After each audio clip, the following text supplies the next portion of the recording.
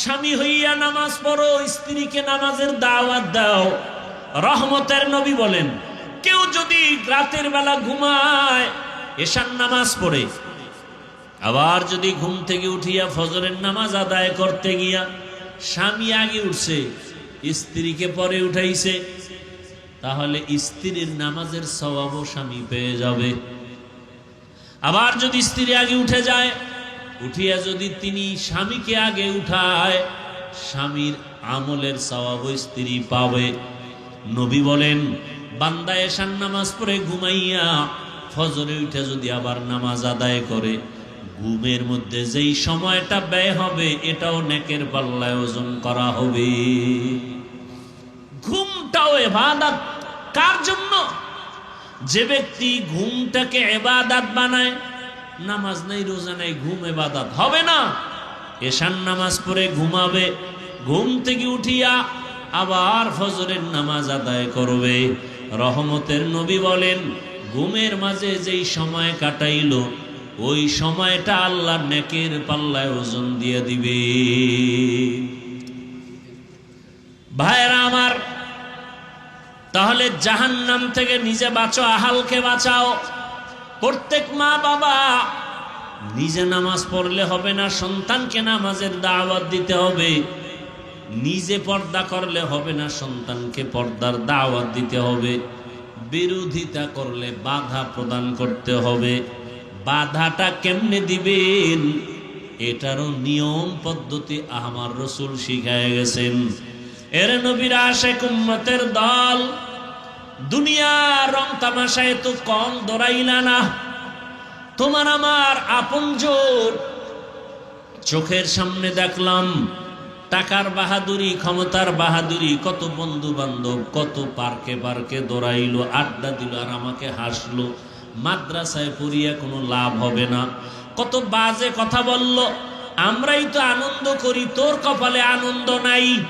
এই বলিয়া বলিয়া যারা পার্কে পার্কে দৌড়ায়, সারা রাত মোবাইলের আড্ডা দেয় আর মেয়ে নিয়ে আড্ডা দেয়, গুনাহ করে, এই সমস্ত মানুষগুলো চোখের সামনে দেখতেছি, না সম্মান আছে, না মা বাবার দোয়া আছে, বরং আল্লাহ সম্মানের মানদণ্ডে তাদেরকেই রাখছেন যারা মদিনাওয়ালা নবীর আদর্শ মেনে চলে। তো ঝামেলায় জমিনের মধ্যে, কিন্তু যাদের কাছে রাসূলের আদর্শ আছে এদের মধ্যে এরা কোনো ঝামেলার মধ্যে নাই, বরং এরা সর্বোচ্চ সম্মানে এখনো আছে। মহামারী করোনায় তাকায় দেখো নাই, আল্লাহ চোখে আঙ্গুল দিয়া দেখায় দিলেন, ও টাকাওয়ালারা, গোটা দুনিয়া স্তব্ধ হয়ে গেল। স্কুল বন্ধ, কলেজ বন্ধ, চাকরি বন্ধ, ব্যবসা বন্ধ। বাবারে করোনায় দৌড়ে ফেলছে। শিক্ষিত দুইটা কুলাঙ্গার সন্তান মাস্ক লাগাইছে, ট্রিপল মাস্ক, বাবার কাছে যায় না, লাশের কাছেও যায় না, করোনা, মরার ভয়। শেষ পর্যন্ত এলাকার গরিবদের বলে, টাকা দিব, লাশটারে টাইনা রাস্তায় ফালায় দে, ঘরে রাখা যাবে না। বাবার লাশটা টেনে ফালায় দিছে। শিক্ষিত কুলাঙ্গারেরা জানালা দিয়েও তাকায় দেখলো না বাবার লাশের কি হালাত। বুইলা যায় ওনারে জাতি। ওই সময় আমার দেশের টুপিওয়ালা আলেমরা আমার দেশের শত শত করোনার লাশ নিজেরা হাত দিয়া কাঁধে নিয়ে গোসল করাইছেন, কাফন পরায়, জানাজা পরায় কবরে রাখছেন। একজন হুজুরেও করোনায় মরে না। স্কুল কলেজ বন্ধ, ব্যবসা বন্ধ, চাকরি বন্ধ, ভার্সিটি বন্ধ, সব ব্যবসা বাণিজ্য, ফ্যাক্টরি, গাড়ি সব বন্ধ।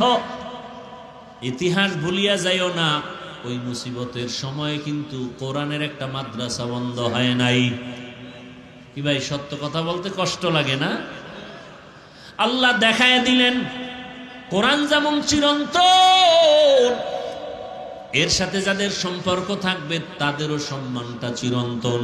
এরা দুনিয়ায় বাদশা, আখিরাতেও বাদশা। বর্তমানে বেঈমান মুনাফিক এরা চিৎকার দিয়া বলে, ইসলাম নারীর অধিকার দেয় নাই। অধিকারের জন্য আম্মা জানেরা রাস্তায় নামছে, মিছিল করে। আল্লাহর কসম একবার, আল্লাহর কসম দুইবার, আল্লাহর কসম তিনবার, ইসলাম ছাড়া নারীদের অধিকার সম্মান আর কেউ দেয় নাই। সব ধর্মে নারীদের উপরে করছে জুলুম, ইসলাম একমাত্র নারীর সম্মান ঠিক রেখেছে। বুঝে না, বুঝার মতো মেধা নাই, মেমোরি আছে জিবি নাই, মেমোরি আছে জিবি যাও আছে তা হ্যাং হয়ে গেছে। আল্লাহ হেদায়েত দান করুন। পর্দার আড়ালের আম্মা জান, আপনারা কি জানেন রহমতের নবী মক্কা নগরীতে কেমন টাইমে আসছেন? যেই সময় মক্কার মানুষ নারীদের অবহেলা করে, যেই সময় কন্যা সন্তান হলে মা বাবা লজ্জা পায়, বাবায় রাগ করিয়া লজ্জায় সন্তানরে জ্যান্ত মেরে ফেলে, এমন সময় রাসূল আয়েশা কন্যা হত্যা বন্ধ করালেন, নারীদের সম্মান অক্ষুণ্ণ করলেন, বিধবাদের সম্মান নবী নিজেই রক্ষা করতে গিয়া 25 বছরের যুবক, রহমতের নবী তো নবী, যার কোনো তুলনা নাই, সেই নবীর যদি 25 বছরের যৌবনটা আরো কত পাওয়ার, এরপরও আল্লাহ তারে তো স্পেশাল করে বানাইলেন। সেই সময় নবী ভরা যৌবনে বিবাহ করলেন 40 বছরের বিধবা নারী। কাকে? খাদিজাতুল কুবরা রাদিয়াল্লাহু আনহা। তাও 2 জন স্বামী বিদায়ের পরে তৃতীয় স্বামী নবী। ওদিকে 5টা সন্তান অলরেডি হয়ে গেছে আম্মাজান খাদিজার। কত বড় নিকৃষ্ট জালেম! বলে রাসূল যৌবনের চাহিদা মিটাইতে না পাইরা নবী একাধিক বিয়া করছে। নাউযুবিল্লাহি মিন যালিক। নবীজি একাধিক বিয়া করছেন, সেই প্রেক্ষাপট সম্পূর্ণ দ্বীন ও ইসলামের স্বার্থে, আর কোনো ব্যক্তি স্বার্থ না। কেউ যদি প্রমাণ দিতে পারে যে না দুনিয়ার স্বার্থে, বয়ানের জগৎ থেকে কানে ধরে বিদায় হয়ে যাব। রাসূল শুধু দ্বীনের স্বার্থে বিবাহ করেছেন একাধিক, তাও খাদিজা রাদিয়াল্লাহু আনহা 40 বছরের বিধবা নারী, যতদিন হায়াতে জিন্দা ছিলেন নবী দ্বিতীয় বিবাহ করেন নাই। করছেন? ভাইরা আমার, বড় কঠিন হালাত। এরে আম্মা জান, আপনারা যদিও নবী না, তবে আপনাদের মর্যাদা, আপনারা নবীদের মা, সাহাবায়ে কেরামদের মায়ের মতোই তো আপনাদের সম্মান। আপনারা খাদিজা রাদিয়াল্লাহু আনহার মতো নারী, ফাতেমা রাদিয়াল্লাহু আনহার মতো দামি নারী, আম্মা জান আয়েশা রাদিয়াল্লাহু আনহার মতো দামি নারী। জমিনে নিকৃষ্ট এক বেঈমান ফেরাউন, জানেননি তার স্ত্রীর নাম কি? কথা বলেন না কেন? আসিয়া কত বড় দামি! যত বড় বেঈমান ফেরাউন, অত বড় দামি আল্লাহর কাছে আসিয়া। দেখছেননি কারবার?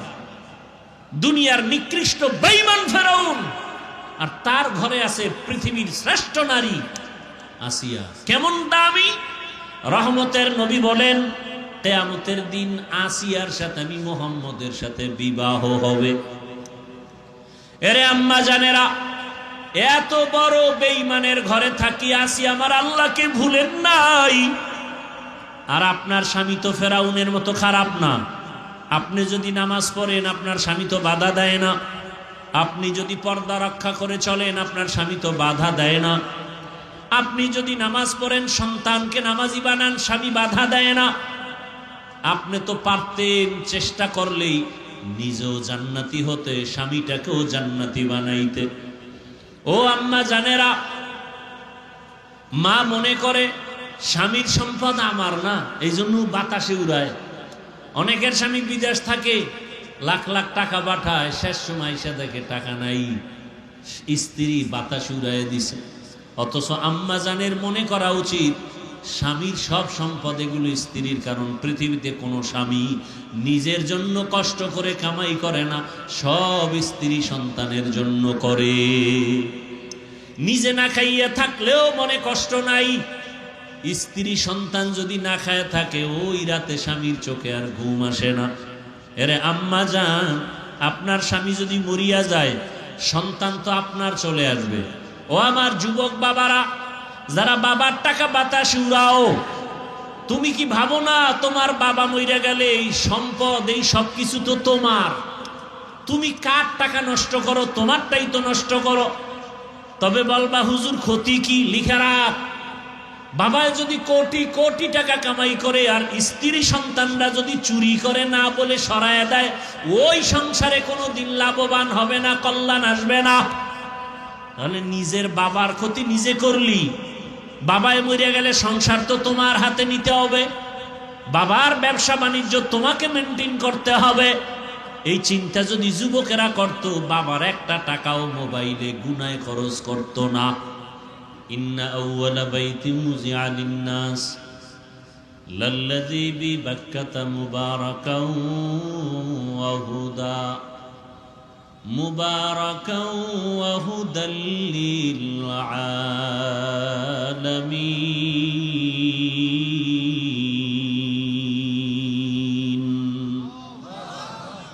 পৃথিবী নামক গ্রহ আল্লাহ তৈরি করার পরে প্রথম ঘর বানাইলেন বাইতুল্লাহ, হেদায়েতের ঘর। কেমন পরীক্ষা!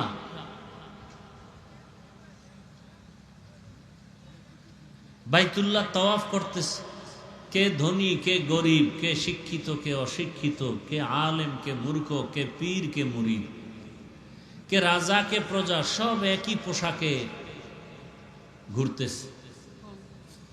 সবার আওয়াজ একটা, লাব্বাইক আল্লাহুম্মা লাব্বাইক লাব্বাইক লা শারীকা লাকা লাব্বাইক ইন্নাল হামদা ওয়ান নি'মাতা লাকা ওয়াল মুলক লা শারীকা লাক। রিকশাওয়ালার একই আওয়াজ, কর্মচারীও এই আওয়াজ দিতেছে। কর্মচারীর পোশাকটাও যেমন, মালিকের পোশাকটাও তেমন। ইমাম সাহেবও যেই পোশাক পরেছেন, মুক্তাদিরাও একই পোশাক। ইমামের সম্মানের জন্য যে তুমি টুপি পইরা লও, বলে যদি টুপি পরো তোমার এই তাওয়াফ চলবে না, উমরা তোমার চলবে না, হজ চলবে না। সব আল্লাহর মোহাব্বতের আশেক হয়ে যাও। কি হয়ে যাও? আশেক।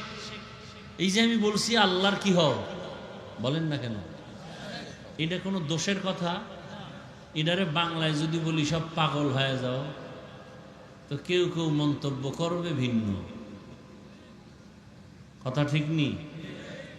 অথচ সমস্ত আল্লাহর ওলি যারা, আহলুল্লাহ যারা, সবাই একমত, জমিনে যত মানুষ আছে সব মানুষ পাগল।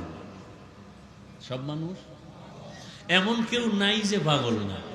তবে কোয়ালিটি আলাদা। কেউ টাকার পাগল, কেউ ক্ষমতার পাগল, কেউ চেয়ারের পাগল, কেউ নারীর পাগল, কেউ গাড়ির পাগল, কেউ বাড়ির পাগল, ঠিক নেই?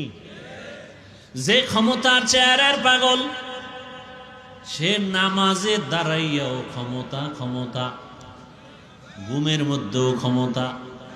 যে টাকার পাগল, তার 24 ঘন্টা জিকির আর ফিকির টাকা। যে নারীর পাগল, তার 24টা ঘন্টার প্রতিটি মুহূর্ত জিকির আর ফিকির নারী। এই সব পাগলের মধ্যে একটা শ্রেষ্ঠ পাগল হলো এরা আল্লাহর পাগল। কার পাগল? টাকার পাগলেরা 24 ঘন্টা টাকা, ক্ষমতার পাগল যারা 24 ঘন্টা ক্ষমতা। হালাল বুঝে না, হারাম বুঝে না, ইনসাফ বুঝে না, জুলুম বুঝে না, ক্ষমতা চাই। আছে না নাই? আর যারা আল্লাহর পাগল, এরা 24 ঘন্টা শুধু আল্লাহকে নিয়েই থাকেন। জিকির করলেই শান্তি, তেলাওয়াত শুনলেই কলিজা ঠান্ডা, আজান শুনলে মনে শান্তি। এরা কার পাগল? আল্লাহর পাগল। এই এতগুলো পাগলের মধ্যে কোন পাগল ভালো? হ্যাঁ, আল্লাহ কবুল করেন। তো বাইতুল্লাহ এমন একটা ঘর, একই পোশাকে সবাই ঘুরে, কোনো ক্লাস ভাগ নাই, ক খ গ গ্রুপ নাই। আবার আওয়াজও সবার চাওয়া একই সিস্টেম। আবার দেখছেন কত কঠিন। বড় বুজুর্গ মানুষ রাস্তা দিয়ে যখন হাঁটেন, চেহারার উপরে রুমাল দিয়ে হাঁটেন, নজর যেন বেগানার দিকে না পড়ে। কিন্তু বাইতুল্লাহর কাছে তাওয়াফ যারা করে, মহিলারাও ঘুরে, পুরুষেরাও ঘুরে। কেমন কঠিন পরীক্ষা! এখান থেকেই তোমার নাম্বার উঠাইতে হবে। তোমার ডানে বামে মহিলারাও ঘুরতেছে, তারাও লাব্বাইক বলতেছে, তুমিও লাব্বাইক বলতেছো। এখান থেকেই কারো আল্লাহর মোলাকাতের রাস্তা ওপেন হয়ে যাবে। এখানেই কঠিন পরীক্ষা। এই নারীদের প্রতি তোমার দৃষ্টি ভিন্ন দিকে যায় নাকি আল্লাহর মোহাব্বত এবং ভয়ে তোমার এখানে কাজ চলে? এখান থেকেই তুমি ফেল করো আর পাশ করো। কঠিন পরীক্ষা চলতেছে বাইতুল্লাহর মতো দেওয়ালের পাশে। কথাটা কেন আনলাম? একদল হজে আসতে পারে নাই, আর একদল আসছে বেহেশতের প্যান্ডেলে ঢুকতে পারে নাই। এরা কোথায়? এরা দোকানপাটে ঘুরে আড্ডা দেয়, গল্প গুজব করে, আর তাজা তাজা কবিরা গুনাহ করে। তাহলে চিন্তা করেন, বাড়ির থেকে ওয়াজে যাই বলিয়া আসিয়াও বেহেশতের বাগানে ঢুকতে পারে নাই কেন? এখানে ঢুকতে কপাল লাগে। কপাল, মাস্তানি চলে না, বাহাদুরি চলে না। আল্লাহর মোহাব্বতের ময়দানে আসতে হলে আল্লাহর তৌফিক লাগে। আল্লাহ তৌফিক না দিলে হয় না। বড় কঠিন কথা। আবার একদল আসছে, প্যান্ডেলে ঢুকছে, বসছে, কিন্তু অন্তর বাইরে। এহেন অন্তর নাই। ভাবতেছে কি বয়ান করবে, শুনতেছি, যদি ভালো লাগে থাকবো, না হয় তাড়াতাড়ি বের হয়ে যাব। একাই যাব না, আরো দুইজনকে নিয়ে যাব। হঠাৎ করে তারা ফাঁকে ফাঁকে উঠে যাবে, গিয়া বাহিরে গিয়া তারা নেকামল করবে না গুনাহ? মোবাইলটা হাতে নিয়ে গুনাহ কথা শুরু হয়ে যাবে। এখানে সব আশেকে রাসূল। ফজর পড়ে নাই, জোহর পড়ে নাই, আসর পড়ে নাই, মাগরিব পড়ে নাই, এশার নামাজ পড়ে নাই, তাজা আশেকে রাসূল সব বসা। আর আমরা নামাজ রোজা ঠিক রাখার পরেও আমরা রসুলের আশেক হতে পারি নাই। কেমন দুনিয়াতে আসছি, কেমন সমাজে বসবাস করি। দেখেন কি বয়ান শুনবেন। বয়ান কি আপনারা কম জানেননি? মাইক লাগায়া কানে আঙ্গুল দিয়ে টান দিবেন, অজ হয়ে যাবে।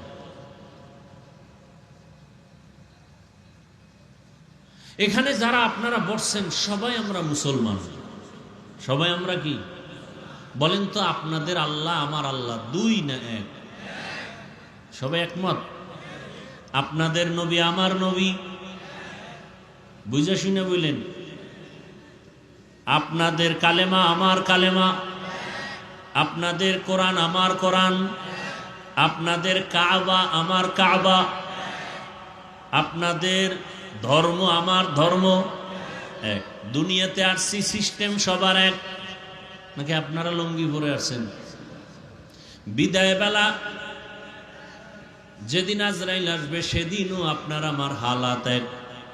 মরণকালে আপনাকেও 3টা সাদা কাফন দেয়া হবে, আমাকেও 3টা সাদা কাফন দেয়া হবে। আমি বক্তার সম্মানে একটা কাফন কেউ বাড়াবেও না।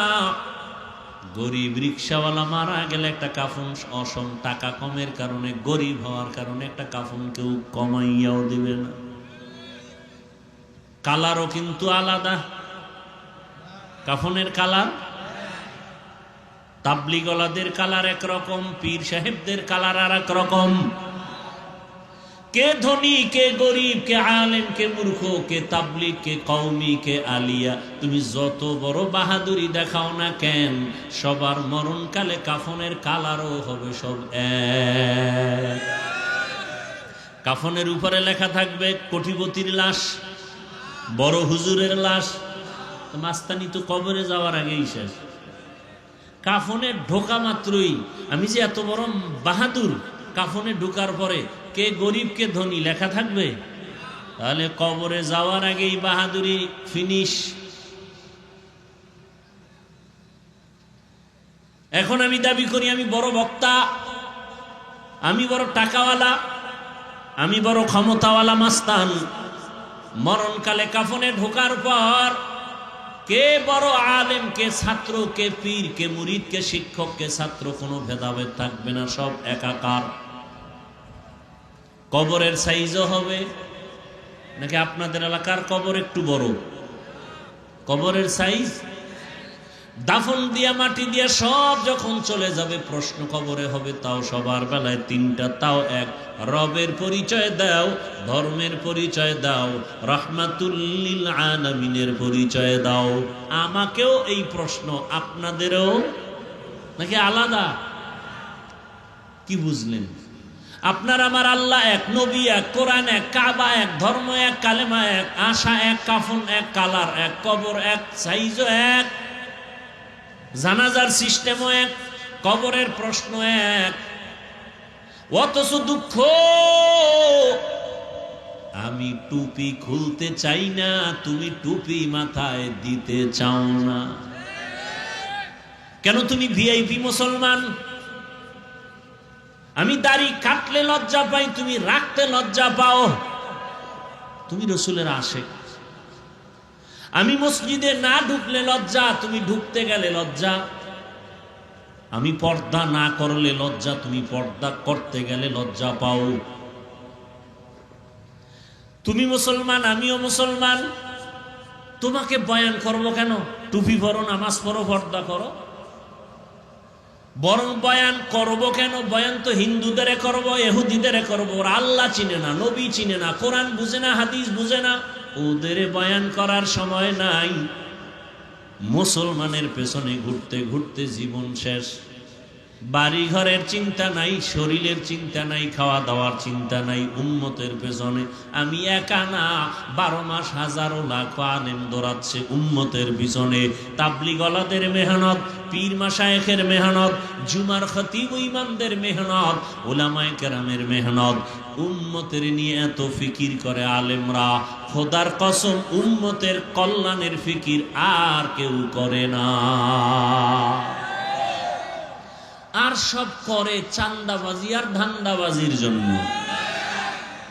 ওলামায়ে কেরাম নিঃস্বার্থভাবে উম্মতের নিয়ে কল্যাণের যেই চিন্তা করে, এই চিন্তা কেউ করে না, সব স্বার্থপর।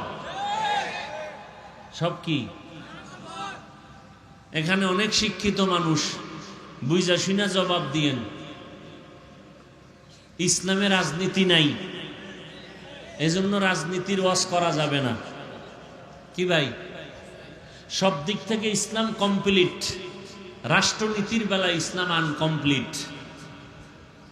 সব সমাধান ইসলাম বা কোরআনে আছে, রাষ্ট্রের ব্যাপারে সমাধান ইসলাম কোরআনে নাই। এদিক থেকে কোরআন শরীফ দুর্বল। কি ও চালাক বাঙালি, বলো কোরআন দুর্বল তো কেন বলো রাষ্ট্রের কথা নাই? সুলাইমান নবী রাষ্ট্র পরিচালনা করেন নাই? সত্য কথা বলেন, মানেন আর না মানেন? ইউসুফ নবী মিশরের অর্থমন্ত্রী ছিলেন না? এ ঘটনা কি কোরআনে নাই? রহমতের নবী রাষ্ট্র পরিচালনা করেন নাই? আবু বকর, ওমর, ওসমান, আলী সহ এরা কি করেন নাই? তাহলে কেন বলো ইসলামে রাজনীতি নাই? যদি বলো 1 মিনিটের জন্য মেনে নিয়ে বলবো, ওয়াজের প্যান্ডেলে যদি বক্তা রাজনীতির বয়ান করতে না পারে, তো রাজনীতির নেতা হইয়া বক্তব্য দেওয়া হয় কেন? নিজের বেলায় কুরু কুরু, অন্যের বেলায় মাকরু। এখান থেকে মুমিনকে বেরিয়ে আসতে হবে। দুনিয়ার সবাই করে পচা রাজনীতি, আল্লাহর রসুল শিখাইছেন পবিত্র রাজনীতি। কেমন পবিত্র? মালিক যেই প্লেটে খাবে, গোলাম সে একই প্লেটে খাবে। কর্মচারীর ঘাম ঝরার আগে বেতন দাও। আর পচা রাজনীতি কি কয়? বেতন বন্ধ মিছিল করবি, পুলিশের পিডা খাবি, তারপরে হাফ পাবি। এলো পচা রাজনীতি।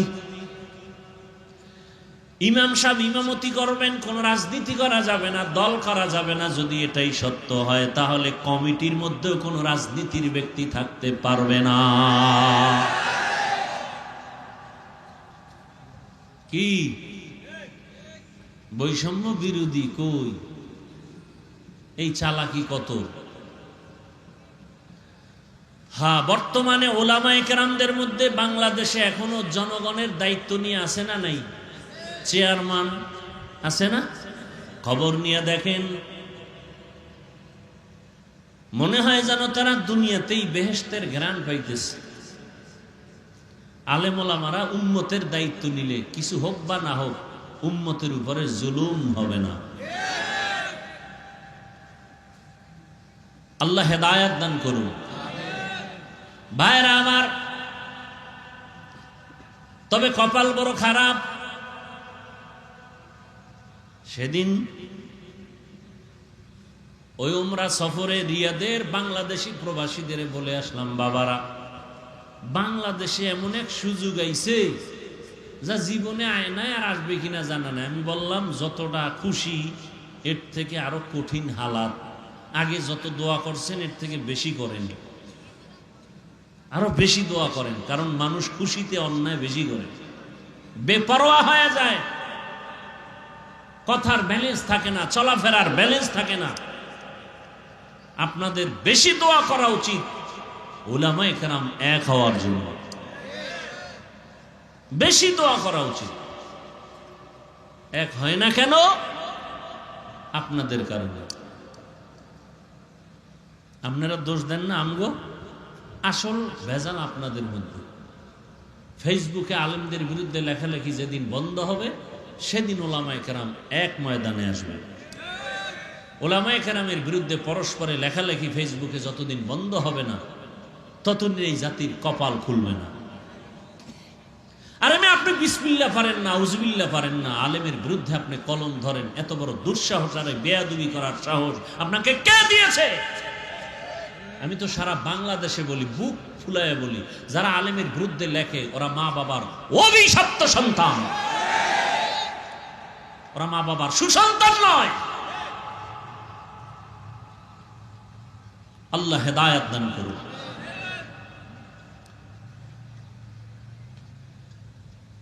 তো এখানে আসছে, বসছে, বসার পরও অন্তর এখানে নাই। কারো অন্তর বাইরে, কারো অন্তর মোবাইলে, আছে না নাই? ভালোবাসার মানুষগুলো কি মোবাইল নিয়ে ব্যস্ত থাকতে পারে? ভালোবাসার মানুষ পাইলে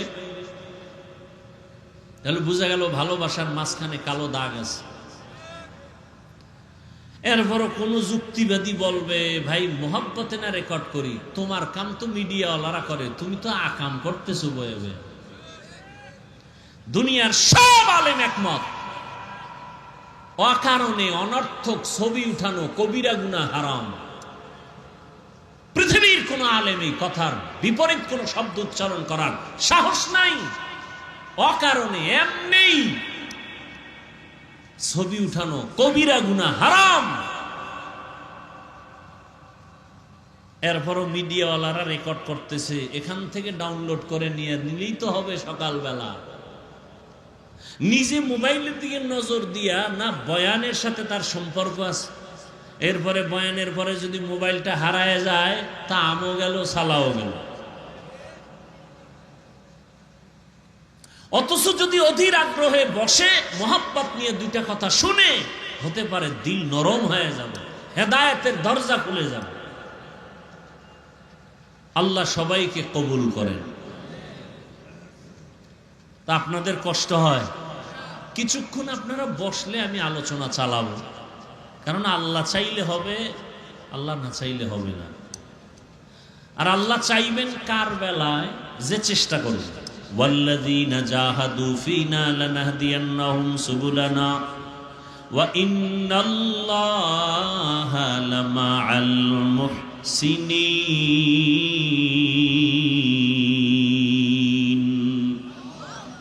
আল্লাহ তাআলা বলেন, যারা চেষ্টা করে আমাকে পাওয়ার জন্য, আমি আল্লাহ তার সামনে অনেকগুলো রাস্তা খুলে দেই। যেই রাস্তা দিয়ে বান্দা হাঁটতে থাকবে, ওই রাস্তায় আমার সাথে মোলাকাত হয়ে যাবে। ইয়া ইলাহি মুঝসে মুঝকো দূর কর, তাকে দেখো মুঝ মে তুঝকো এক নজর। ইয়া ইলাহি তু মেরা মা'বুদ হে ইয়া ইলাহি তু মেরা মাশউক হে। আপনারা কোরআনের বাগানে আসছেন, বেলুন কেনেন কেন? বাড়ি যাওয়ার সময় বেলুন ঝুলাইতে ঝুলাইতে কেউ প্লাস্টিকের মাছ কিনা যায়। ম্যাডাম যদি বলে ওয়াজে গিয়া পাইলা কি, বলে যে মোনাজাতে বেলুন কবুল হয়ে গেছে। বেলুন নিয়ে আসছে, প্লাস্টিকের মাছ নিয়ে আসছে। আর একদল আল্লাহর বান্দা সংখ্যায় যদিও কম, দুই একজন আল্লাহর গোলাম জীবনে ঘরে যাইয়া সালাম দেয় না, আজকে বাড়ির দরওয়াজায় গিয়া সালাম দিল, আসসালামু আলাইকুম ইয়া আহলাল বাইত। রহমতের নবী বলেন, যারা ঘরে ঢোকার সময় উঁচু কণ্ঠে সালাম দেয়, আল্লাহর ফেরেশতা দিয়া আল্লাহ ওই বাড়ি পাহারাদারের ব্যবস্থা করে দেয়। তুকু যাও সুন্নতে আহমদ কো যা বা মুহাম্মদ কে বুয়দ নিসবত তোরা মান আহাব্বা সুন্নতি কৌলে রসুল মজদায়ে কানা মাই হাম কুন কবুল। যারা আসছেন বসছেন, মাইকের আওয়াজ শুনতেছেন, আল্লাহ সবাইকে আজকের এই বেহেশতের বাগানে হেদায়াতের ময়দানে কবুল করেন। যে সূরাটা আমি পড়েছি তরজমাটা বলবো, হাদিসের তরজমা, এরপরে সময় থাকলে আপনারা দিলে ব্যাখ্যা। ওয়াল আসর, আসরের শপথ, ইন্নাল ইনসানা লাফি খুসর, নিশ্চয়ই পৃথিবীর সমস্ত মানুষগুলো ক্ষতিগ্রস্ত, জাহান্নামী।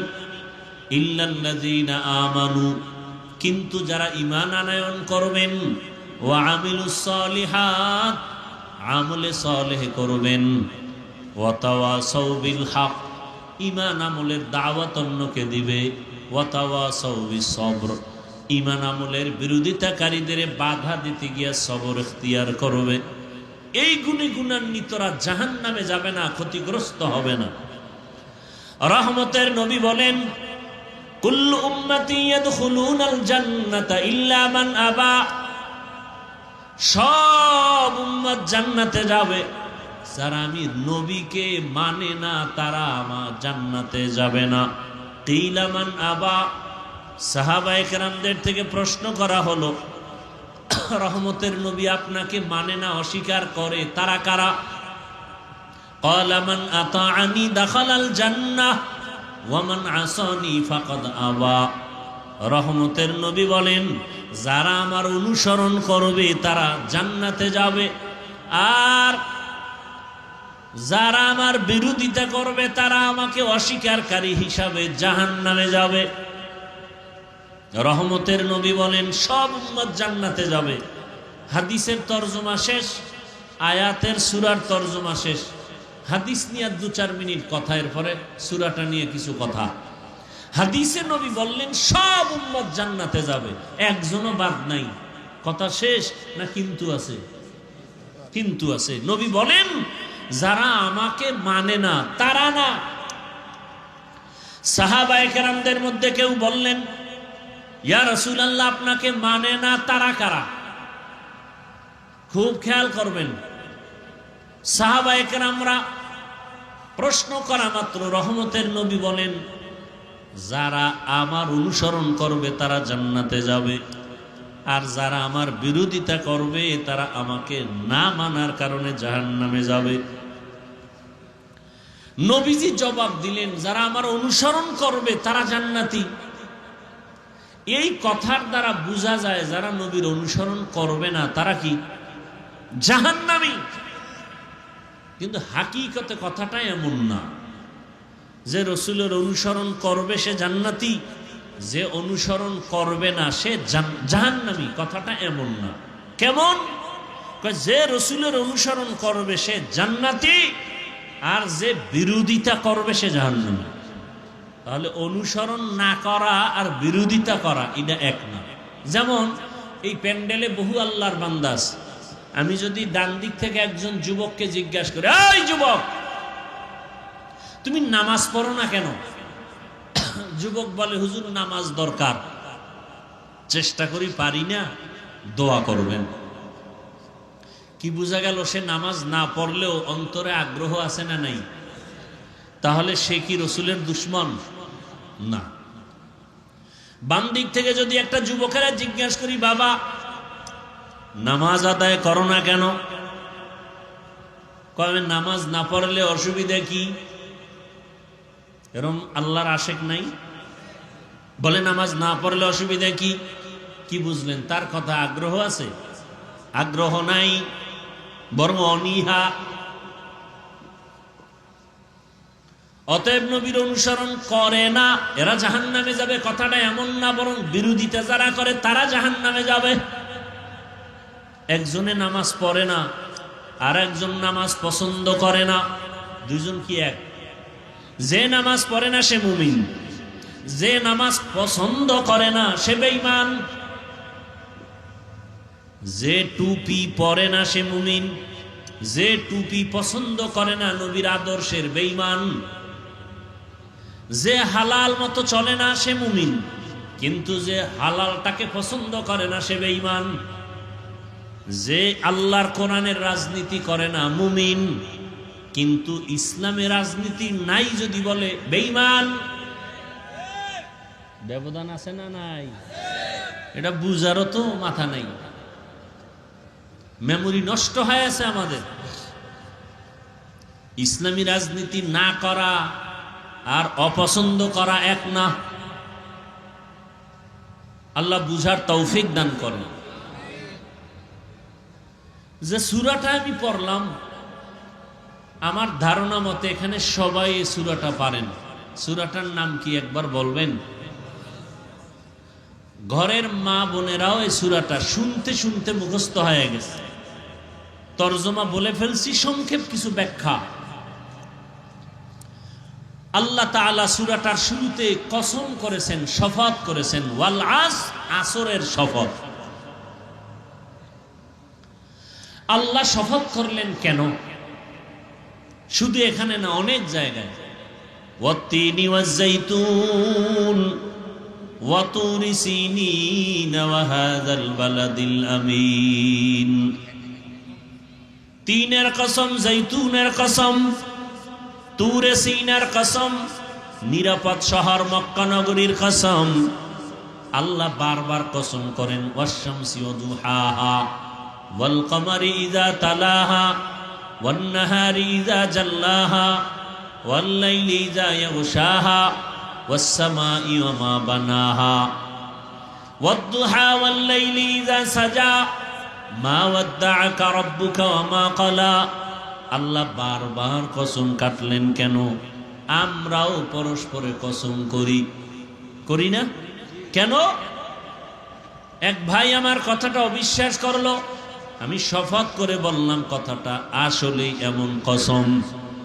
আমি যখন কসম খেয়ে বলছি তখন বলে আর সন্দেহ করলাম না, মেনে নিলাম।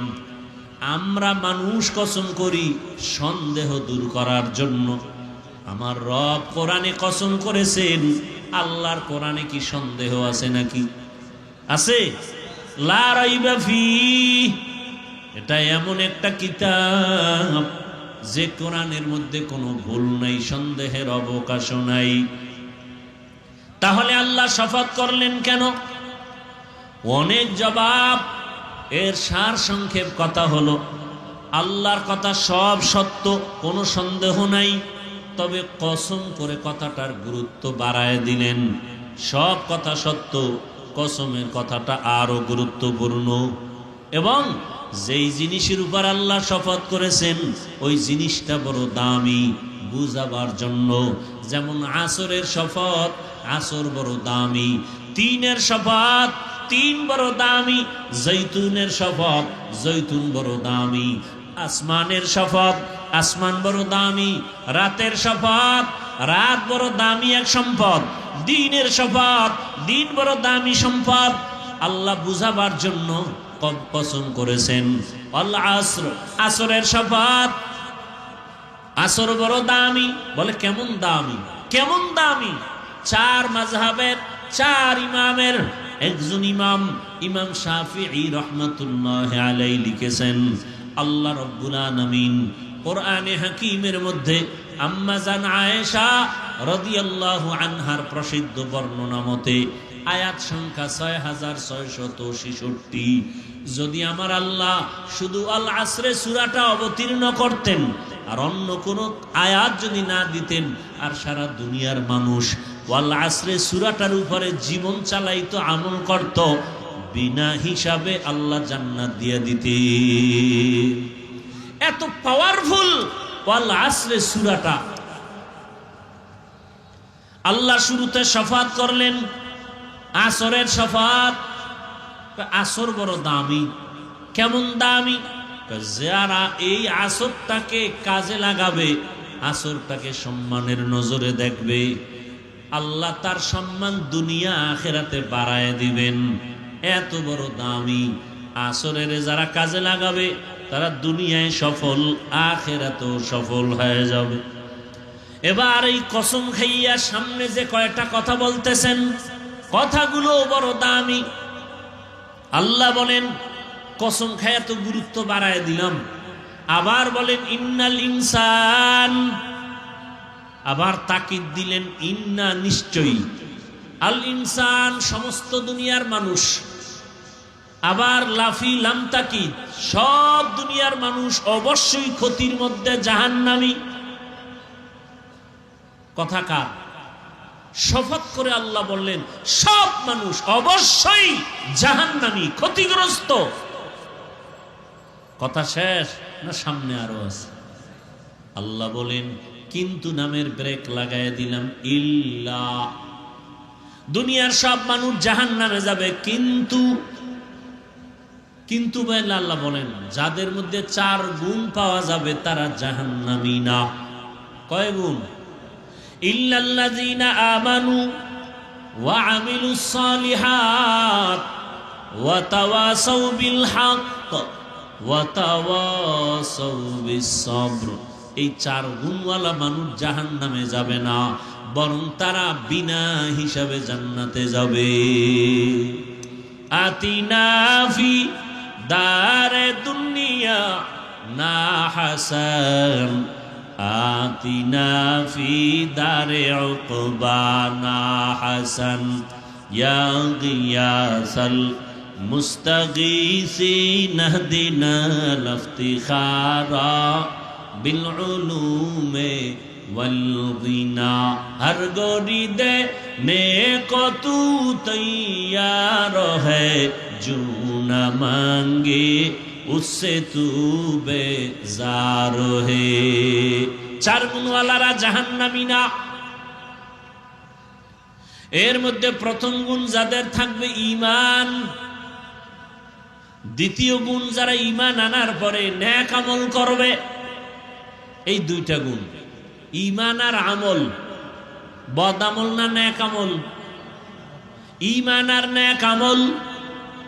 এর পরের 2 গুণ ঈমান আর আমলের দাওয়াত, অন্যকে দেওয়া, 3 নম্বর গুণ। 4 ঈমান আমলের যারা বিরোধিতা করে তাদের বাধা দিতে গিয়া ধৈর্য ধারণ করা। প্রথম 2 গুণ ঈমান আর আমল, এই 2 গুণ হলো আল্লাহর হক। কার হক? বাকি 2 গুণ বান্দার হক। আপনারা ওয়াজে অনেক আগের থেকেই শুনে থাকবেন, আল্লাহর হক যদি ঘাটতি থাকে আল্লাহ ক্ষমা দিয়া দিবেন। বান্দার হক যদি নষ্ট হয়ে থাকে, বান্দা ক্ষমা না দিলে আল্লাহ ক্ষমা দিবেন না। আল আসরের সূরাটা যে ইমাম শাফিঈ রাহমাতুল্লাহ আলাইহি বলছেন যেটা মানলে আমল করলে বিনা হিসাবে জান্নাতে যাবে, পাওয়ারফুল একটা সূরা। আল আসরের সূরা আপনাকে কনফার্ম করে দিল কে জান্নাতে যাবে কে যাবে না। 4 গুণওয়ালারা জান্নাতে যাবে, বিনা হিসাবে, কোনো হিসাব নাই, বিনা হিসাবে। ওই 4 গুণের প্রথম 2 গুণ আল্লাহর হক, ঈমান আর আমল। এখন আমাদের এই 2 গুণই কি জান্নাতে যাওয়া যাবে না কয় গুণ লাগবে? 4 গুণ। এর মধ্যে প্রথম 2 গুণ যাদের আছে, ঈমানও আছে, আল্লাহ মানি, নবী মানি, কোরআন মানি, হাদিস মানি, কিয়ামত মানি, আমাদের ঈমান আছে। এবার আমল, টুকটাক আমলও করি, মোহাব্বত না থাকলেই প্যান্ডেলে আসলাম কেন, নামাজে মসজিদে যাই কেন, আলেমদের মোহাব্বত করি কেন? অবশ্যই মোহাব্বত আছে আমলের, কিন্তু দুইটা পাইলাম, পরিপূর্ণ না ঘাটতি। আল্লাহ কয় আমি পূর্ণ মাফ করে দিব, কারণ আমি গফফার, আমি রহমান। কিন্তু বাকি দুইটা হক বান্দার, সে দুইটা কি? ঈমান আমলের দাওয়াত অন্যকে দাও, যারা বিরোধিতা করে বাধা দাও। এটার নাম তা'মুরুনা বিল মা'রুফ ওয়া তানহাউনা আনিল মুনকার। কুনতুম খায়রা উম্মাতিন উখরিজাত লিন-নাসি তা'মুরুনা বিল মা'রুফি ওয়া তানহাউনা আনিল মুনকার ওয়া তু'মিনুনা বিল্লাহ। রহমতের নবীর উম্মত শ্রেষ্ঠ কেন? এর একমাত্র কারণ এরা উম্মতের যেমন ভালো কাজের দাওয়াত দেয়, অন্যায়ের পথেও বাধা দেয়। ভাইরা আমার, বান্দার দুইটা হক আছে বান্দার উপরে। ঈমান আমল আনছি যারা, নামাজ পড়ি, রোজা রাখি, পর্দা করি, মোটামুটি জিকির করি, তেলাওয়াত করি, আমার ঈমান আমল ঠিক থাকলেও কিন্তু জান্নাত এখনো রেডি না। কারণ আরো দুইটা দায়িত্ব আছে আপনার আমার উপরে। অন্যকে ঈমান আমলের দাওয়াত দিব, আমি অন্যকে দিব, আপনি অন্যকে দিবেন। অন্যকে, অন্য বলতে আল্লাহ আর এক আয়াতে তার জবাব দিলেন, ইয়া আইয়ুহাল্লাযীনা আমানু কু আনফুসাকুম ওয়া আহলিকুম নারা ওয়াকুদুহান নাসু ওয়াল হিজারাহ আলাইহা মালাইকাতুন গিলাযুন শিদাদুন লা ইয়াসুনাল্লাহা মা আমারাহুম ওয়া ইয়াফআলুনা মা ইউমারুন।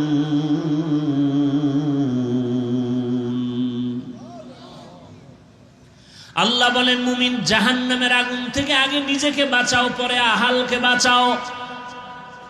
তাহলে আমি ঈমান আমল দিয়া জাহান্নাম থেকে বাঁচার পরে আমার দ্বিতীয় দায়িত্ব কি? আহালকে বাঁচানো। তাহলে ঈমান আমলের দাওয়াত অন্যকে দেওয়ার মানে হলো আহালকে দিব। এবার আপনার আহালকে, আমার আহালকে, প্রত্যেকজন ব্যক্তি হিসাবে আমি যদি স্বামী হই, স্ত্রী আমার আহাল। আমি যদি আলেম হই, উম্মত আমার আহাল। আমি যদি বাবা হই, সন্তান আমার আহাল। আমি যদি মসজিদের ইমাম খতিব হই, মুসল্লিরা আমার আহাল। আমি যদি ছাত্র ছাত্রীদের শিক্ষক বা শিক্ষিকা হই, আমি ছাত্রদের জন্য আমি দায়িত্বশীল, ছাত্র আমার আহাল। অতএব প্রত্যেক মা বাবা আগে জাহান্নাম থেকে নিজেকে বাঁচাইও, এরপরের দায়িত্ব তোমার সন্তানকে বাঁচাও। ঈমান আমল নিজে ঠিক করলে হবে না, সন্তানকে ঈমান আমলওয়ালা বানাও। বিরোধিতা করলে বাধা দাও। নিজে নামাজ পড়ো, সন্তানেরও দাওয়াত দাও। স্বামী হইয়া নামাজ পড়ো, স্ত্রীকে নামাজের দাওয়াত দাও। রহমতের নবী বলেন, কেউ যদি রাতের বেলা ঘুমায়, এশার নামাজ পড়ে, আবার যদি ঘুম থেকে উঠিয়া ফজরের নামাজ আদায় করতে গিয়া স্বামী আগে উঠছে, স্ত্রীকে পরে উঠাইছে, তাহলে স্ত্রীর নামাজের সওয়াবও স্বামী পেয়ে যাবে। আবার যদি স্ত্রী আগে উঠে যায়, উঠিয়া যদি তিনি স্বামীকে আগে উঠায়, স্বামীর আমলের সওয়াবও স্ত্রী পাবে। নবী বলেন, বান্দা এশার নামাজ পড়ে ঘুমাইয়া ফজরে উঠে যদি আবার নামাজ আদায় করে, ঘুমের মধ্যে যেই সময়টা ব্যয় হবে, এটাও নেকের পাল্লায় ওজন করা হবে। ঘুমটাও ইবাদত।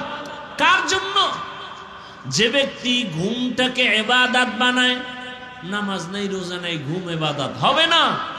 এশার নামাজ পড়ে ঘুমাবে, ঘুম থেকে উঠিয়া আবার ফজরের নামাজ আদায় করবে।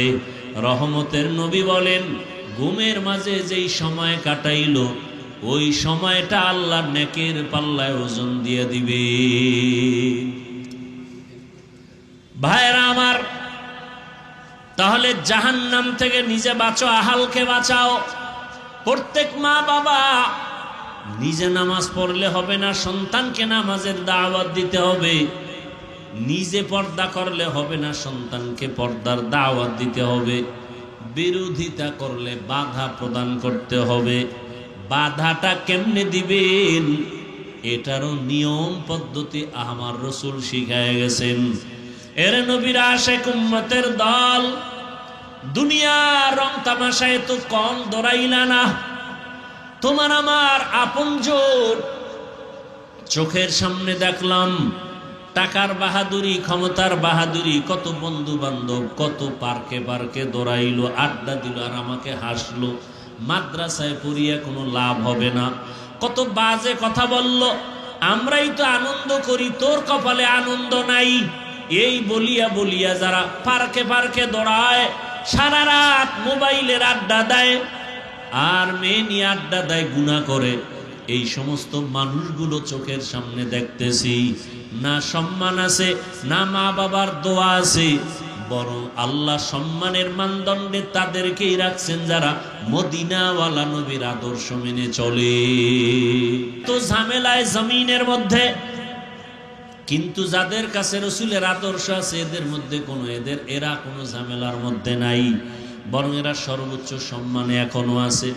মহামারী করোনায় তাকায় দেখো নাই, আল্লাহ চোখে আঙ্গুল দিয়া দেখায় দিলেন, ও টাকাওয়ালারা, গোটা দুনিয়া স্তব্ধ হয়ে গেল।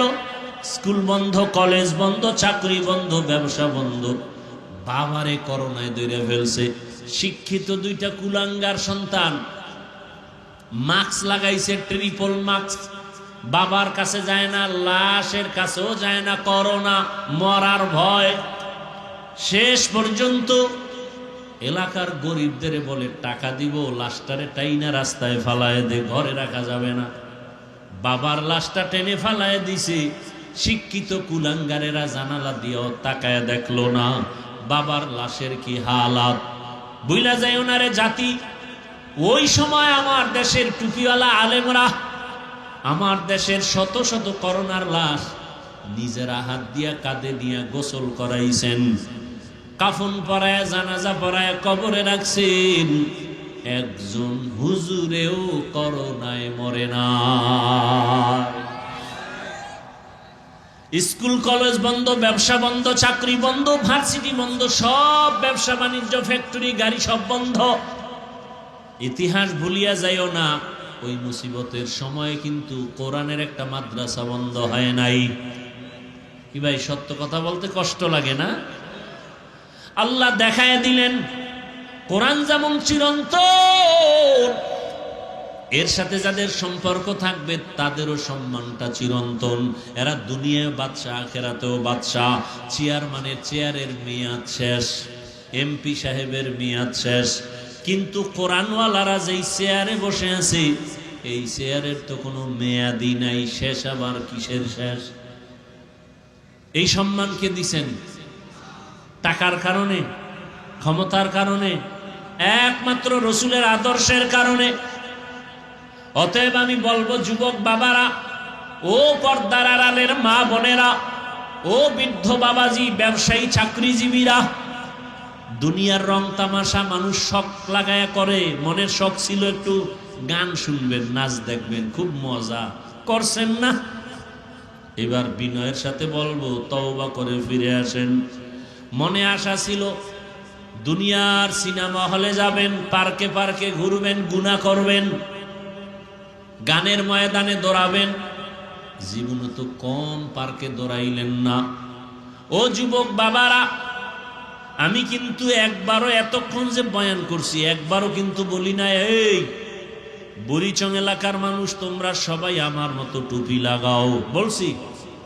একবারও কিন্তু বলি নাই দাড়ি রাখো, একবারও কিন্তু বলি নাই মাদ্রাসায় যাও, কলেজ বন্ধ করো, একবারও বলি না আমার মতো জামা লাগায় হুজুর হও, তাবলিগে যাও, পীরের কাছে যাও, একবারও বলি নাই। বরং সারা বাংলাদেশে আমি একা খুব জোর লাগায় বলি, জানা নাই আর কেউ বলে কিনা, আমি নিজের থেকে জোর দিয়ে বলি, ও যুবক, স্কুল ছাড়িও না, কলেজ ছাড়িও না, লেখাপড়া করো করো, ডাক্তার হও করো, ইঞ্জিনিয়ার হবা হও, প্রফেসর হতে চাও ধন্যবাদ, ও চাকরিজীবী চাকরি করো, ও ব্যবসায়ী বাবা ব্যবসা করো, ছাড়িও না। তাহলে আমি বয়ান করব কি? আমার বয়ান সব কথার একটা, তুমি চাকরির জায়গায় থাইকা জান্নাতের টিকিট রেডি করো, ব্যবসার জায়গায় থাইকা জান্নাতের টিকিট রেডি করো, স্কুল কলেজ ভার্সিটিতে থাইকা জান্নাতের পথটাকে ওপেন করো। করার মতো পথ আছে না নাই আপনারা বলেন? না আমি বানায় বলতেছি? কি ব্যবসার লাইনে থাইকা কি জান্নাতে পাওয়ার রাস্তা নাই? রহমতের নবী ১৫০০ বছর আগে বলে গেছেন, আত-তাজিরু সুদুকুল আমিন মা'আন নাবিয়্যিন। নবী বলেন যারা সততার সাথে ব্যবসা করবে আমি রসুলের সাথে জান্নাতে থাকবে। তাহলে ব্যবসার লাইনে থাইকে কি জান্নাত পাওয়ার সুযোগ নাই? ও আমার যুবক বাবারা, তোমার মতো যুবক জীবনে মাদ্রাসায় পড়ে নাই, আলিফ বা তাও শিখে নাই, এমন যুবক স্কুলে পড়ে, কলেজে পড়ে, ব্যবসা করে, চাকরি করে, 5 ওয়াক্ত নামাজ পড়ে নাই। ভাই সত্য কথা স্বীকার করেন। তাহলে আমি কেন বলবো কলেজে পড়লে জাহান্নামে যাবে? আমি কেন বলবো স্কুলে পড়া হারাম? না, স্কুলে পড়ুয়া কত শিক্ষক শিক্ষিকা 5 ওয়াক্ত নামাজ পড়ে। আপনার কাছে আমার প্রশ্ন, আপনি কেন পারেন না? জবাব দেন। আপনার মতো যুবকেরা রাস্তায় গাড়ি চালায়, নামাজ পড়ে নাই, আপনি পারেন না কেন? জবাব দেন। আমার দ্বারা না দিলেও মাওলার কাছে তো দিতে হবে। ও আমার কলিজার যুবক, ডাক্তার, প্রফেসর, ইঞ্জিনিয়ার 5 ওয়াক্ত নামাজ পড়ে এমন নাই, ব্যবসা করে নামাজ ছাড়ে না, তুমি কেন পারবা না রে বাবা? ও পর্দার আড়ালের মা বোনেরা, আপনাদের দাম কত? বর্তমানে বেঈমান মুনাফিক এরা চিৎকার দিয়া বলে ইসলাম নারীর অধিকার দেয় নাই, অধিকারের জন্য আম্মা জানেরা রাস্তায় নামছে, মিছিল করে। আল্লাহর কসম 1 বার, আল্লাহর কসম 2 বার, আল্লাহর কসম 3 বার, ইসলাম ছাড়া নারীদের অধিকার সম্মান আর কেউ দেয় নাই। সব ধর্মে নারীদের উপরে করছে জুলুম, ইসলাম একমাত্র নারীর সম্মান ঠিক রেখেছে। বুঝে না? বুঝার মতো মেধা নাই, মেমোরি আছে জিবি নাই, মেমোরি আছে জিবি, যাও আছে তা হ্যাং হয়ে গেছে। আল্লাহ হেদায়েত দান করুন। পর্দার আড়ালের আম্মা জান, আপনারা কি জানেন রহমতের নবী মক্কা নগরীতে কেমন টাইমে আসছেন? যেই সময় মক্কার মানুষ নারীদের অবহেলা করে, যেই সময় কন্যা সন্তান হলে মা বাবা লজ্জা পায়, বাবায় রাগ করিয়া লজ্জায় সন্তানরে জ্যান্ত মেরে ফেলে, এমন সময় রাসূল আয়েশা কন্যা হত্যা বন্ধ করালেন, নারীদের সম্মান অক্ষুণ্ণ করলেন, বিধবাদের সম্মান নবী নিজেই রক্ষা করতে গিয়া 25 বছরের যুবক, রহমতের নবী তো নবী, যার কোনো তুলনা নাই, সেই নবীর যদি 25 বছরের যৌবনটা আরো কত পাওয়ার। এরপরও আল্লাহ তারে তো স্পেশাল করে বানাইলেন। সেই সময় নবী ভরা যৌবনে বিবাহ করলেন 40 বছরের বিধবা নারী। কাকে? খাদিজাতুল কুবরা রাদিয়াল্লাহু আনহা। তাও 2 জন স্বামী বিদায়ের পরে 3য় স্বামী নবী। ওদিকে 5টা সন্তান অলরেডি হয়ে গেছে আম্মাজান খাদিজার। কত বড় নিকৃষ্ট জালেম! বলে রাসূল যৌবনের চাহিদা মিটাইতে না পাইরা নবী একাধিক বিয়ে করছে। নাউযুবিল্লাহি মিন যালিক।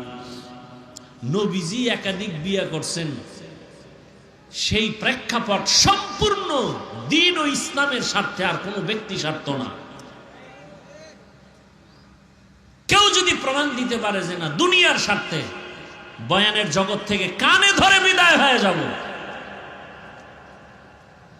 রসুল শুধু দ্বীনের স্বার্থে বিবাহ করেছেন একাধিক, তাও খাদিজা রাদিয়াল্লাহু আনহা 40 বছরের বিধবা নারী, যতদিন হায়াতে জিন্দা ছিলেন নবী দ্বিতীয় বিবাহ করেন নাই। করছেন? ভাইরা আমার, বড় কঠিন হালাত। এরে আম্মা জান, আপনারা যদিও নবী না, তবে আপনাদের মর্যাদা, আপনারা নবীদের মা, সাহাবায়ে কেরামদের মায়ের মতোই তো আপনাদের সম্মান। আপনারা খাদিজা রাদিয়াল্লাহু আনহার মতো নারী, ফাতেমা রাদিয়াল্লাহু আনহার মতো দামি নারী, আম্মা জান আয়েশা রাদিয়াল্লাহু আনহার মতো দামি নারী। জমিনে নিকৃষ্ট এক বেঈমান ফেরাউন, জানেননি তার স্ত্রীর নাম কি? কথা বলেন না কেন? আসিয়া কত বড় দামি, যত বড় বেঈমান ফেরাউন অত বড় দামি আল্লাহর কাছে আসিয়া। দেখছেননি কারবার? ও যুবক বাবা, আমি তোমাকে আবারও বলছি, তুমি আমার মতো হুজুর হও বলি না, বরং তুমি যে লাইনে থাকো 5 ওয়াক্ত নামাজ পড়ো, মনের বুঝাও মন। জীবনে কত নামাজ ছাড়লাম, মনে চাইছে গান শুনবো শুনছি, মনে চাইছে সারা রাত মোবাইল চালাবো চালাইছি, মা বাবায় বাধা দিছে শুনি নাই, মনে চাইছে পার্কে যাব দৌড়ায় গেছি, মনে চাইছে কক্সেস বাজারে যাব দৌড়ায় গেলাম। গুনাহ করতে করতে করতে করতে এখন আমার গুনাহ ছাড়া কিছুই দেখি না। এখন কয়দিন আর চলবো? আমার পাশের কত যুবক দেখি নামাজ পড়ে, আমার লাইনের কত বন্ধু যুবক দেখি এরা ব্যবসা করে নামাজ পড়ে, চাকরি করে নামাজ ছাড়ে না, গাড়ি চালায় নামাজ ছাড়ে না, আমি কেন পারবো না? আল্লাহ যদি হেদায়াত রাখেন তওবা করো।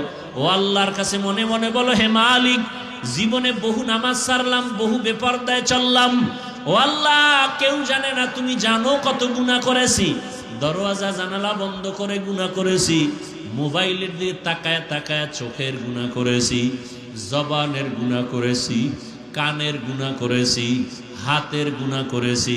দুনিয়াতে টাকার বাহাদুরেরাও এক এক এতিম হইয়া চলে গেল, টাকা তার কবরে গেল না, টাকা তাকে বাঁচাইতে পারলো না। যমুনা গ্রুপের মালিক করোনায় মরে গেছে, বাঁচাইতে পারে নাই।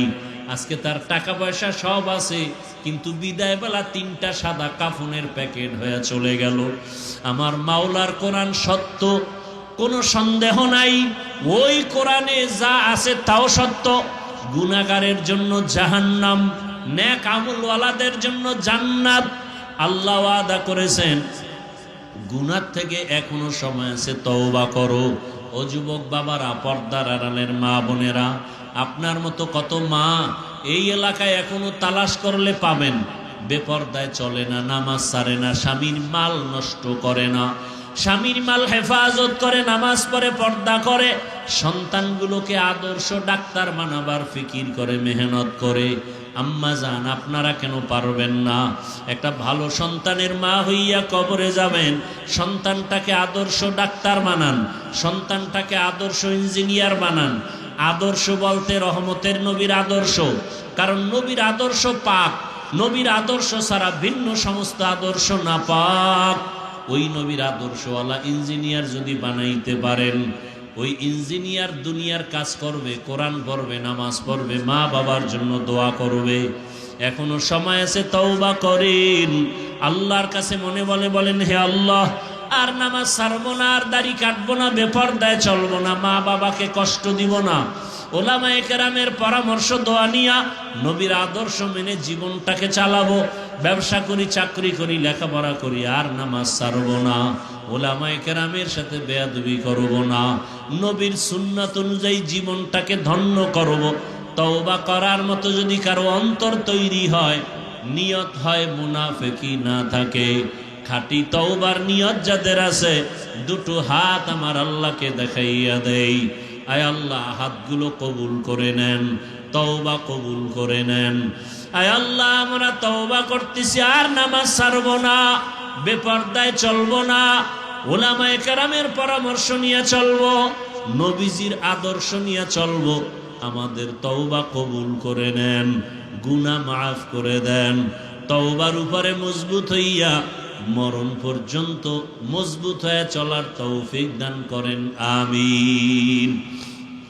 আল্লাহ সবাইকে কবুল করেন। আরো জোরে বলেন। আল্লাহর কাছে আমরা দোয়া করি। দোয়া হলো সব বয়ানের মূল এখন দোয়া। যাদের গুনাহ নাই এগো দোয়ার দরকার নাই, আর যাদের গুনাহ আছে তারা বসেন দোয়া করে যাবেন।